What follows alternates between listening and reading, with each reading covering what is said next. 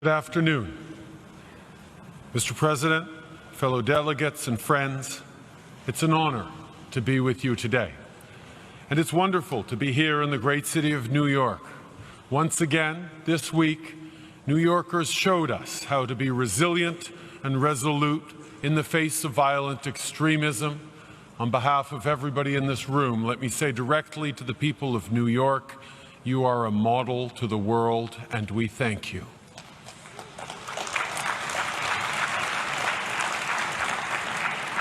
Exactly 1 year ago, Canada was in the middle of a long and closely fought election campaign. 78 days on the road, and I can assure you, in Canada, there are 78 days worth of roads. It is the responsibility of a leader to spend time with the people they were elected to serve. If you want the real stories, you have to go where people live. Coffee shops and church basements, mosques and synagogues, farmers markets, public parks. It was in places like that that I got the best sense of what Canadians were thinking and how they were doing. And through the politeness, because we Canadians are always polite even when we're complaining, I learned a few things. I talked with people my age who were trying to be hopeful about their future, but found it tough to make ends meet, even when they were working full-time. I heard from young Canadians who were frustrated, who told me that they couldn't get a job because they don't have work experience, and they can't get work experience because they don't have a job. I heard from women and girls who still face inequality in the workplace and violence just because they are women, even in a progressive country like Canada. Leaders are faced with citizens' anxiety. We have a choice to make. Do we exploit that anxiety, or do we allay it? Exploiting it is easy. But in order to allay it, we need to be prepared to answer some very direct questions.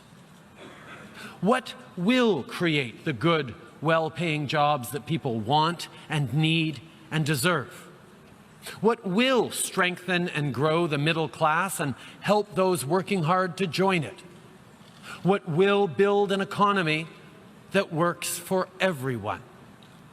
What will help to make the world a safer, more peaceful place? To allay people's anxiety, we need to create economic growth that is broadly shared, because a fair and successful world is a peaceful one. We need to focus on what brings us together, not on what divides us. For Canada, that means re-engaging in global affairs through institutions like the United Nations. It doesn't serve our interests or the world's to pretend we're not deeply affected by what happens beyond our borders. We've done all this and will do much more because we believe we should confront anxiety with a clear plan to deal with its root causes. And we believe we should bring people together around shared purposes like the UN Sustainable Development Goals. Because what is the alternative? To exploit anxiety? To turn it into fear and blame? To reject others because they look or speak or pray differently than we do?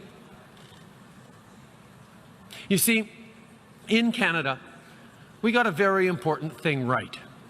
Not perfect, but right. In Canada, we see diversity as a source of strength, not weakness. Our country is strong not in spite of our differences, but because of them. And make no mistake, we've had many failures, from the internment of Ukrainian, Japanese, and Italian Canadians during the World Wars, to our turning away of boats of Jewish and Punjabi refugees, to the shamefully continuing marginalization of Indigenous peoples. What matters is that we learn from our mistakes and recommit ourselves to doing better. To that end, in recent months, Canadians have opened their hearts and their arms to families fleeing the ongoing conflict in Syria. And from the moment they arrived, those 31,000 refugees were welcomed not as burdens, but as neighbors and friends, as new Canadians.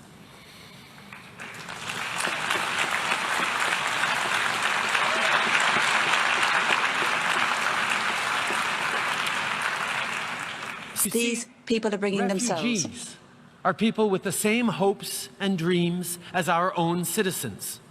But while our people have felt anxiety, Syrians faced catastrophe.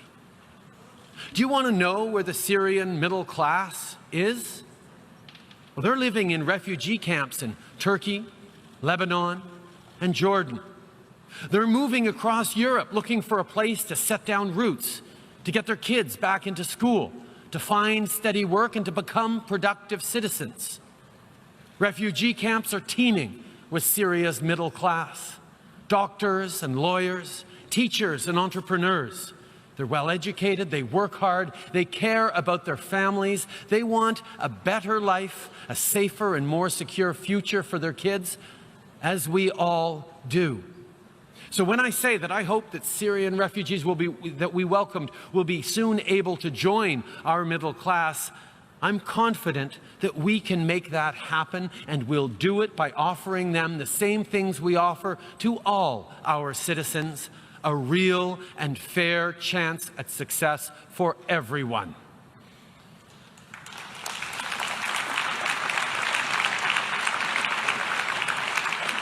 At the end, my friends, there is a choice to be made. Strong, diverse, resilient countries like Canada didn't happen by accident, and they won't continue without effort. Every single day, we need to choose hope over fear, diversity over division. Fear has never created a single job or fed a single family. And those who exploit it will never solve the problems that have created such anxiety. Our citizens, the nearly 7.5 billion people we collectively serve, are better than the cynics and pessimists think they are. People want their problems solved, not exploited. Listen, Canada is a modest country. We know we can't solve these problems alone. We know we need to do this all together.